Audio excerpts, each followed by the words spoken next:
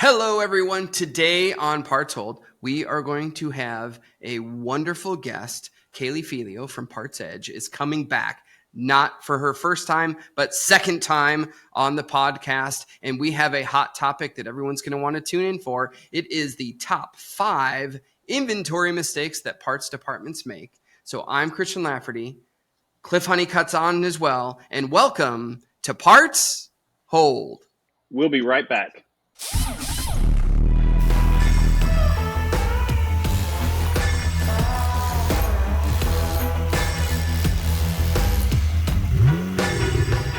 So, Cliff, what a pleasure.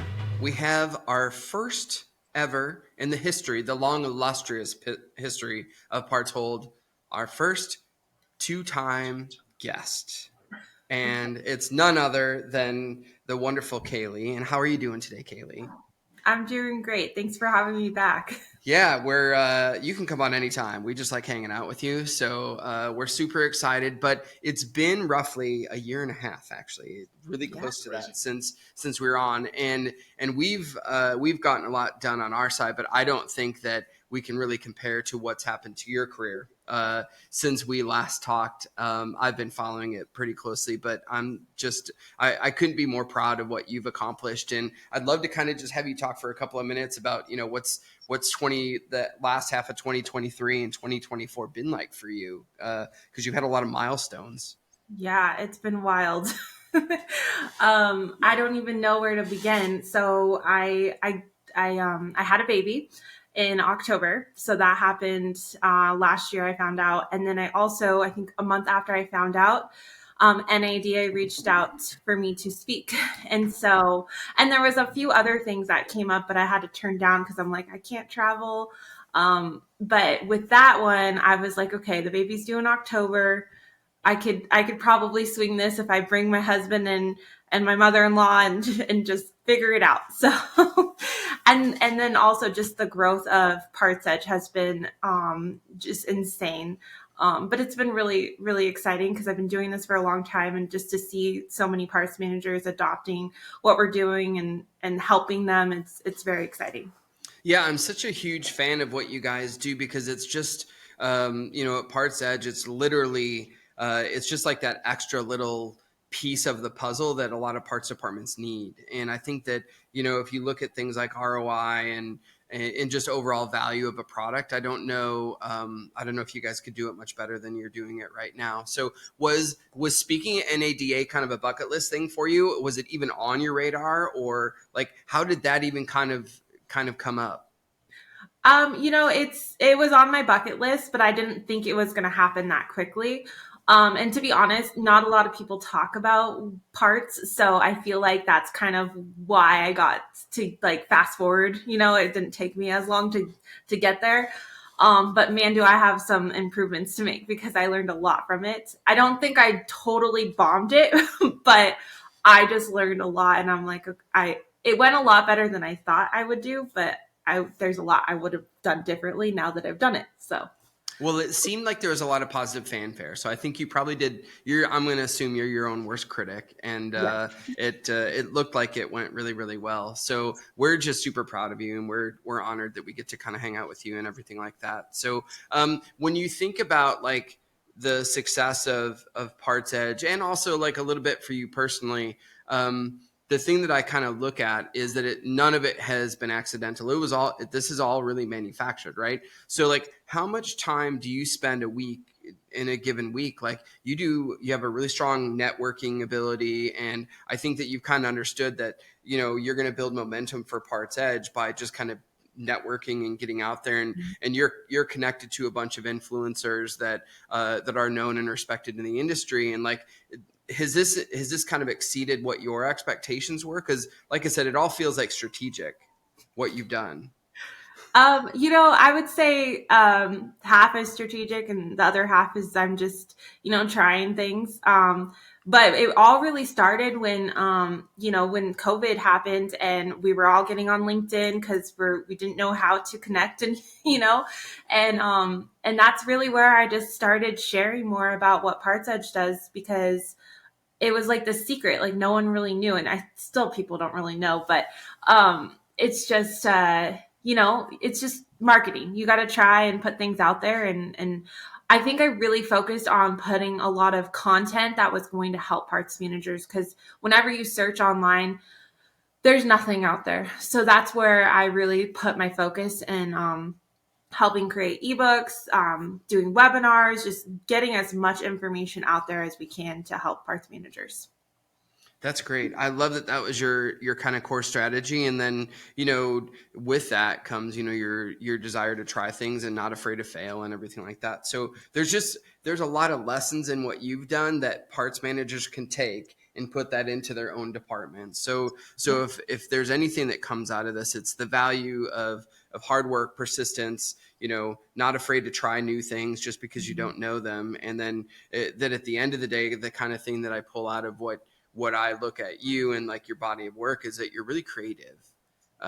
You're creative in the way that you're trying to do things. And I think that that in itself, right, when we start to kind of get into this inventory discussion that we're going to have today, I think that creativity can be a huge benefit in terms of how you kind of organize and create a really good, healthy inventory. So that's our topic for today. So Cliff and Kaylee are going to go through the top 5 inventory mistakes that parts departments make. So Kaylee is going to start us off with the list, and then we're going to go. You'll see us kind of alternate back between Kaylee and Cliff, and we'll have a little discussion on all of them. But without further ado, Kaylee, get us started with this great list.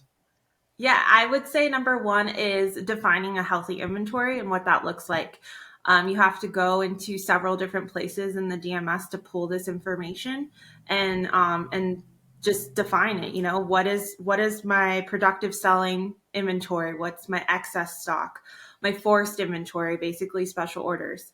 Your technical obsolescence, that's what we call, I think some people word it differently, but technical obsolescence, basically what's heading to obsolescence. And then your 13 months no sale and 13 months no receipt. It's very important to compare those two, because you could receipt a part in, but it didn't have any history. So that's actually not obsolescence because you receipted it in. So there's so many different things to look at, but those are the core, I think, defining what your healthy inventory looks like.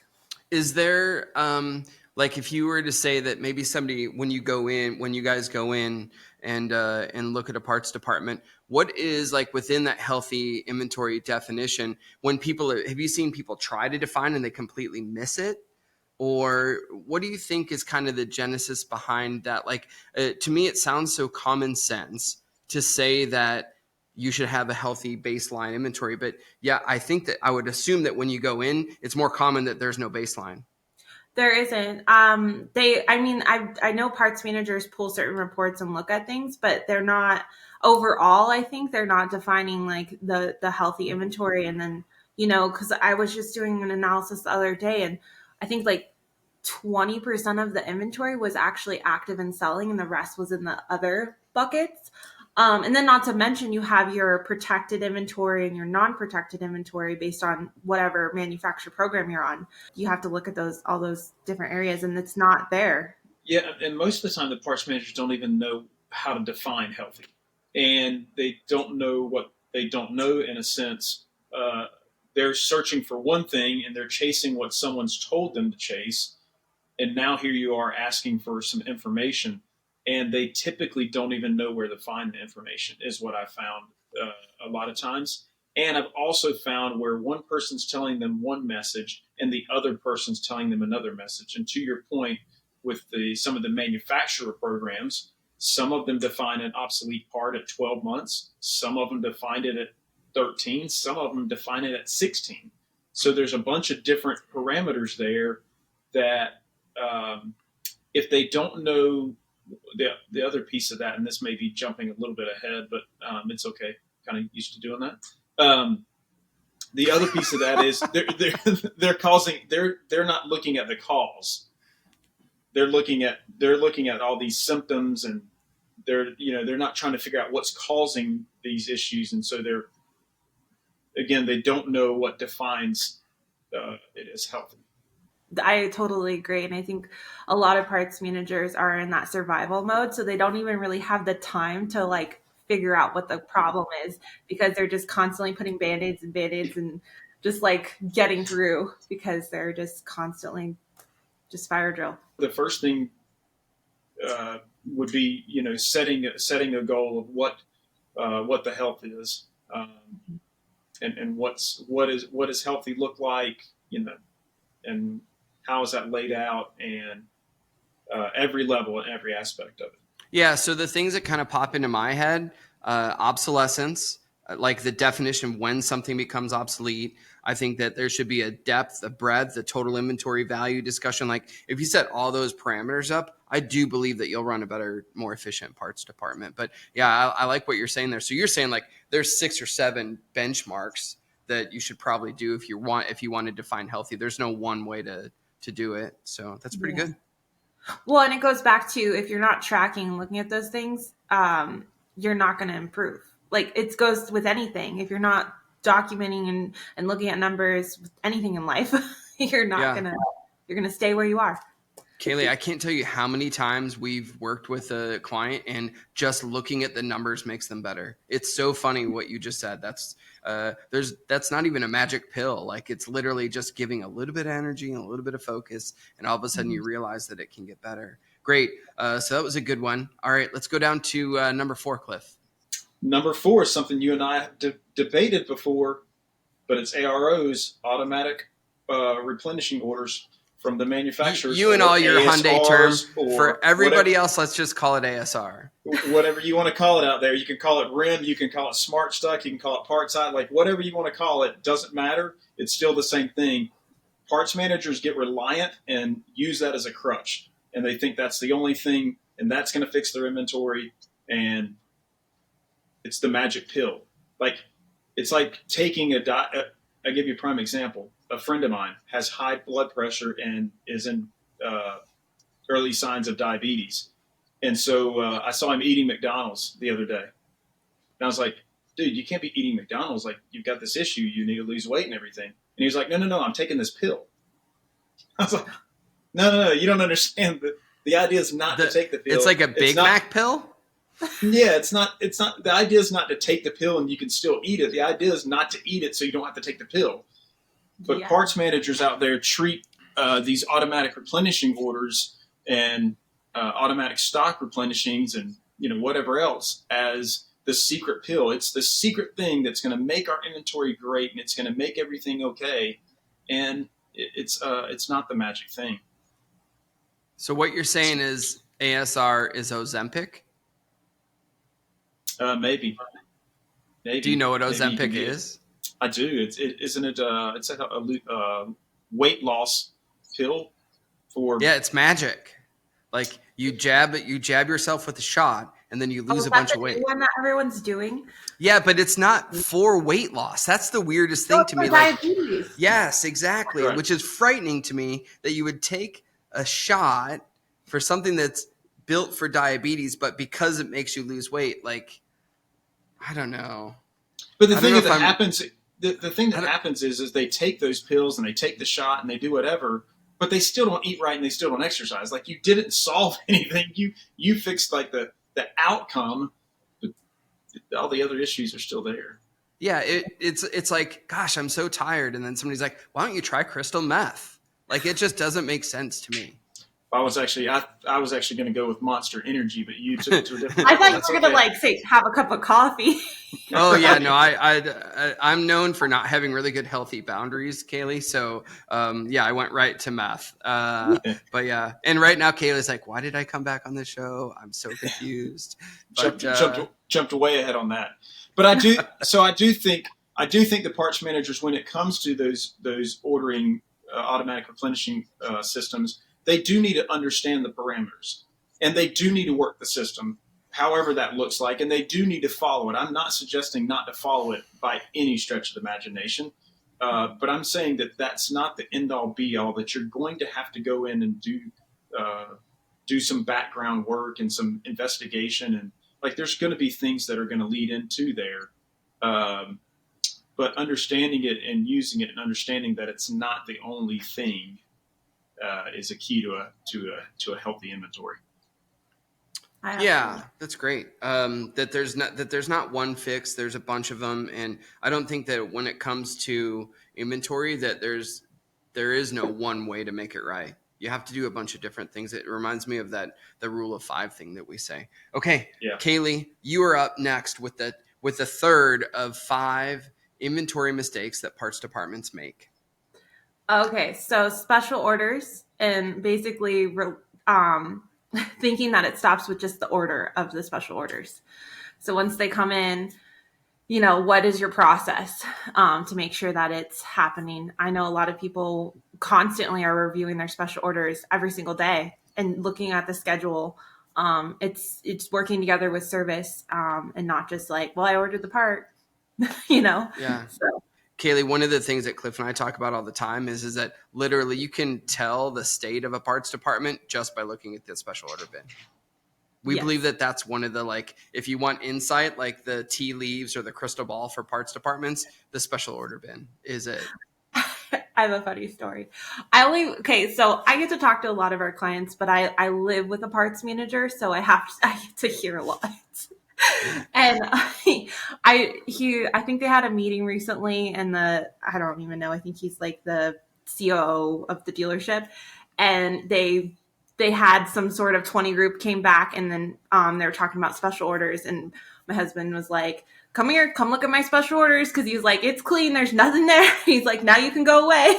He's like, get out of my room. Get out of my parts department. Look, it's fine. It's so funny. That's like the scariest sentence usually comes from, we just got back from our 20 group. And then God only knows what's coming after that. But it's so funny to me. I think 20 groups serve their place. And I think that there's some great exchange. There's a social thing. But sometimes, maybe not every time, but sometimes there are ideas exchanged that are unproven and untried. And people come back and feel like that's gospel. And that makes me very nervous. Yes. Well, and I would say that the dealer speaks a different language than the parts manager. Oh, so great point. They come back and they're like, I want you to cut the inventory. And a lot of times the parts manager cuts what's selling for some reason, because that's just what they do. And what the dealer's actually saying is, no, cut that, idle inventory, which, but it's all the words and the communication. It's funny that when you have special orders, and I've had situations like where your husband said, come look at the special order shelf. Like, I've gone to some dealers, and parts manager's like, oh, come on, Barry, look at the special order shelf, and walk to the special order shelf. And I promise you, this just happened recently, where they said that everything was clean, and I walked over there, and lo and behold, the first item that I looked at was from July. Oh no. Now it was clean and it was organized, and it was better than it was, but there's still that item on there. And they're like, well, that one, they got some elaborate story. They have an explanation. Yeah. That comes always. There's always an explanation. But other than that, it's perfect. Yeah. Other than that one item, it's almost perfect for me. But you can walk to any place and see the special orders. Exactly. And what would you say, because I think that special orders is part of the process, right? So that you can, track what you need to stock, or it's kind of like testing. But I think that a lot of times the parts managers don't trust the DMS because they're not really, oh wait, I'm jumping ahead. Of course you are. But that's kind of the thing, is like the special orders happen, and like, how are you accurately testing whether or not you should be stocking those parts? Is my point. And then, yeah. I could definitely agree with that. Mm-hmm. Yeah. Could Good get behind stuff. it. All right. Moving on. So special order. It's not just that you have to order the part. Like, you got to make sure there's a whole process for that thing. So exactly. that is a tremendous inventory mistake. Now, hey, can I go before we move on to the next one?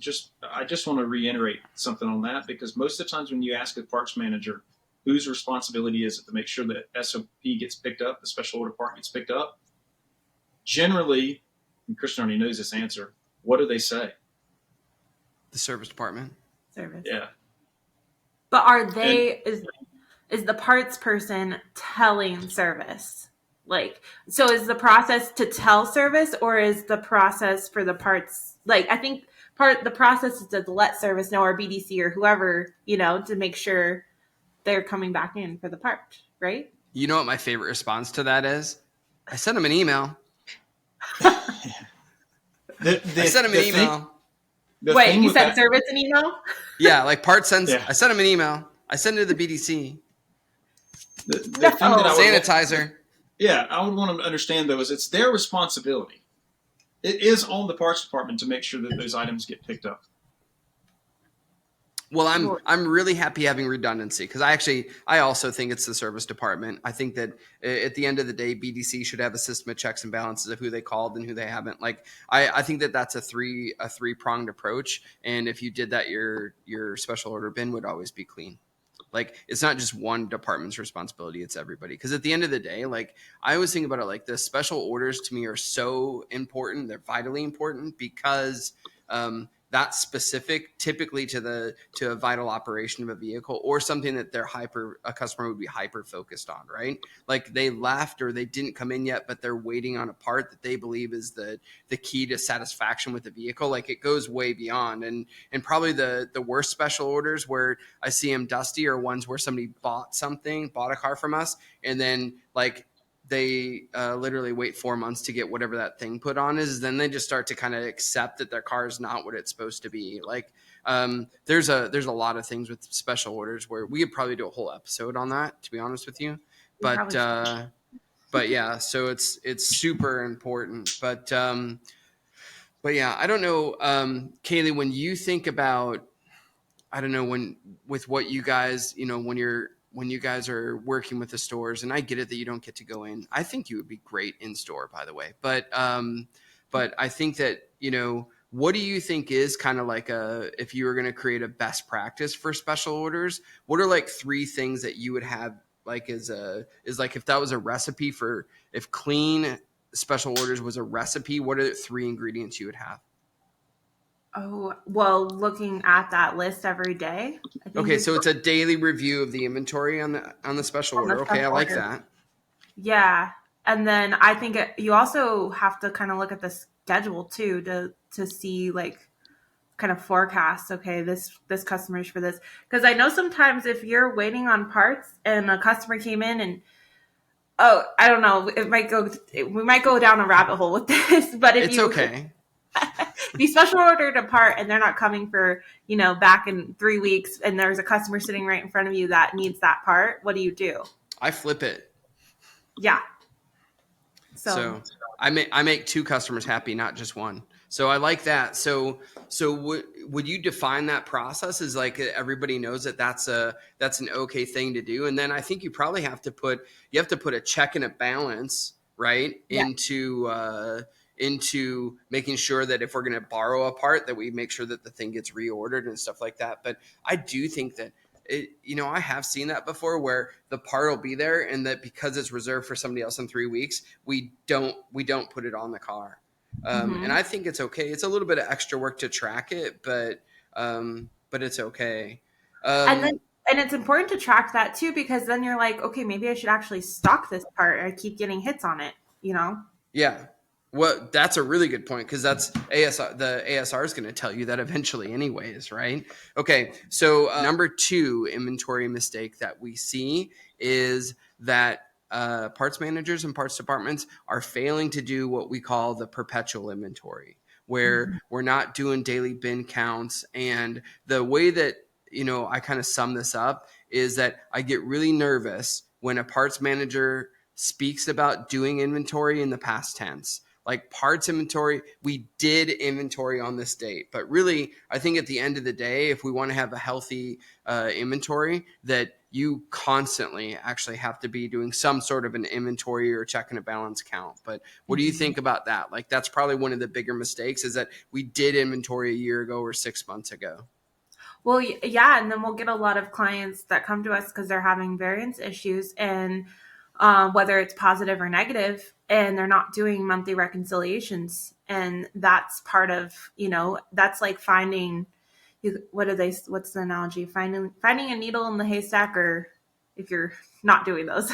Yeah, You know, I'd rather find a needle in a pile of needles. Like it makes more sense, right? So you're just trying to hedge your bets. But but yeah, I think that's got to be one of the most common things. I think that if the inventory is a mess, the lack of inventory control is right there. Like we're just not counting, we're not paying we're not. attention. And And why do you think that doesn't happen? Do you think it's because there's so many different reports and things you have to pull to do like a reconciliation? And then in the well, office too, there's like miscommunication with that. yeah, I think that there's probably something to like if we look at this is our second thing, it's probably a combination of some of the other stuff that we do, including number one, which you're going to get to in a little bit. But I believe that it's probably the fact that we never defined what healthy was, right? So an healthy inventory inspection process wouldn't be defined if we had an inventory mistake, and we would say that we wouldn't be controlling, or we're assuming that the ASR is managing our inventory for us is kind of what it is. And then if we don't have a really good inspection or a really good special order process, and then at the end of the day we don't know what to counter when, because we don't even understand completely how long certain stuff should stay on a shelf or where it should go. Like there's tons of things that kind of feed into that. And then I think you actually hit the nail on the head, where so many parts managers throughout a day, they're in that fight or flight, and they're hammering down the nail that's in front of them. And Mhm. I do think that actually doing some sort of an inventory, it's not in front of somebody because it's a behind the scenes type thing. And it's never like, oh crap, I got to do inventory today.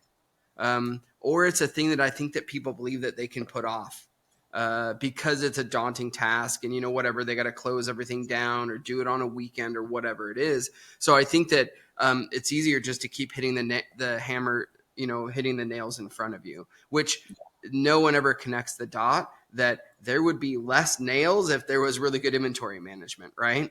It's Yeah. the funniest thing. So It's just hard to take a step back to identify like where you need to pull some of those nails, or I don't know how else to say it, but I mean, all of us do it in our day to day and our process. It's hard to step back so that you can fix something. So then it's like, you're not having to spend so much time on that. I do it with so much of my stuff. I'm like, if I could just fix this and automate some of this, I don't have to spend as much time on it. And then it would yeah. be more efficient. Yeah, it just makes sense, but there's a Yeah. lot of discipline in taking that step back and looking at what you're doing and accepting that there might be a better way than what you're doing, right? Oh yeah. So I have this Chris saying that I always share with everybody, and it's, you can't read the label of the jar you're in. Oh, that's a good one. Yeah, so borrow that. Go nuts. Yeah. I But what I think that when people from Parts Edge go into a store, or when we go in, when Cliff goes in and works with the parts department, that's probably the most valuable thing that they bring with them is outside perspective. They're not attached to what's going on in the store, right? And if you're looking at reports and inventory information on a store, like, you're not physically attached to the parts department. All you're doing is looking at data and then making educated decisions based on the data. And sometimes that's what you need, because you can't be like, I don't know, we talk about this with interviewing all the time too, but it's really hard to be unbiased, right? So one of the things I do here is I do a lot of interviewing and I do hiring for sales, marketing, for coaching, everything like that. And the most dangerous thing that can happen for me is I start to like somebody. Yeah. Because the second I start to like them, then whatever their history performance is less important to me, and like what they bring to the table and their skills. And also you'll maximize their skills and minimize their weaknesses because you like somebody, right? Mhm. So it's just that familiarity can be the enemy. And I think that a parts manager is probably really well served if they can separate themselves emotionally from what they're doing. Yeah, Easier exactly. said than done. Totally, because that inventory is their baby. That is They their baby. live in it, like they surround themselves with it, like it's a cocoon or a house, one of the two. Yeah. um but yeah, that's it's hard to separate that from it. Okay, so you came up with this, which I thought was immediately, like, you wanted to go over it first, and I said, no, Kaylee, let's hold on to this one till last. Like, this is how we build suspense and entertainment. and you're like, oh, that's right. But I thought this, if we didn't have 5 inventory mistakes and we just had one, this is the one. So I'm super pumped to hear you kind of talk about this. But what is our biggest inventory mistake that parts departments make? Assuming that everything is working fine, because a lot of times parts managers take over and things are, surface level, they seem to be running okay. But the whole thing is like, I think that they assume, and then also maybe they're afraid to question and really dig to make improvements because they don't know where to go, or there's a lot. If you change something in the DMS, it can totally screw up a lot of things, pricing, and you could bring in a bunch of stock that you didn't even mean to. So I think that just assuming that everything is working fine, and I think this is probably one of the things that I always do is I question a lot of things, and I always am trying to find ways to make things more efficient and better and easier, so I don't have to work as hard on those things. Like I can work harder on other things. So yeah. So you understand that there's only so much of you, right? You are a finite resource. A parts manager is a finite resource, and they can do it the way that they're doing it, right, with their assumptions, but they need to kind of think about, does it have to be this way? And I think if you're not stopping and saying, does this have to be this way? Or more importantly, like, why is this thing this way is probably like the magic right there. When you do that and you stop making those assumptions, I just think you become a better operator. In a lot of cases, you probably become a better leader when you make way less assumptions. But when you said that, that was one of those blow my mind moments. And then if you can understand why it's a certain way, that's how you're able to pass that down to your team, because then you can then train and explain to them why things are a certain way. But when you're like, well, it's always been done that way, and you don't really know why, there's just, you might be doing a lot of things the older way, even though you might be getting some decent results and your inventory is not totally bad. Chances are there's probably a better, easier way. Right. Exactly. So I thought that one was that's like a life key, not just a parts inventory key. Like if you're doing things because they've always been done that way, just ask why. And I think if you do that, you'll just you might open up some doors you didn't know you had access to. So it's cool. All right. So how do people get a hold of you if they're interested in the Parts Edge product? Well, they can go to partsedge.com and do some research. But to get a hold of me, I'm really active on LinkedIn. You can find me there, Kaylee Felio. I think even my calendar's on the Parts Edge website. So if you want to reach out, I'm very connected. How full is your calendar? It's pretty full. But I have to, what's the word? I have certain sections blocked because I have a 5-month-old. So there's certain times where he's with the babysitter. So I'm like, I only do meetings during that time, because you experience the trying to have a meeting with the baby, and it's really hard. It bothered you way more than it bothered me, by the way. Oh, I think babies are wonderful, so it doesn't most people say that to me. They're like, I love hearing him, and I'm like, I do too, but I also can't think because he's like taking my attention. That's fair. But that's so funny that you said that. So we're gonna put the link for Parts Edge in the description and everything like that. And then just kind of thinking about this, only because we're here. We want to be a resource for parts departments. And if you're interested in having Cliff come out for a couple of days, just reach out to us. And same thing with Kaylee and Parts Edge. Like, when you think about where what you guys do works the best, like what's the mindset of that parts manager that you guys work with that you really see amazing results with? Oh, that's a great question. Because, if you're not thinking outside the box and you're not trying to improve, then we're probably not going to be the right fit, because we're working with our parts managers. We're showing them the health of the inventory and setting benchmarks, but also we're actively working in the DMS to help them.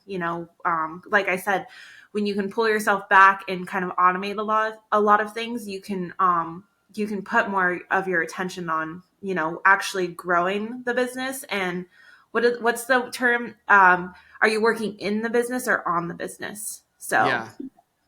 And yeah, most are working in. So yeah. so if you're open to trying to see if there's a better way, you know, to build the mousetrap, and if you're open to new ideas and don't feel like you've got it all figured out, or if you're as good as you possibly can get, don't reach out to either of us. But if you're looking for that slight edge, if you want to be the best in the industry, it's okay to use resources. So I want to offer like an inventory analysis. It's really easy to do once you get the information, but if anyone wants to actually see kind of where their health of their inventory is, just reach out to me and I'll do it for free. complimentary inventory health check. Yeah, How'd that sound? You can borrow that too. I'll borrow Jeez, that. I've given you a couple of nuggets today.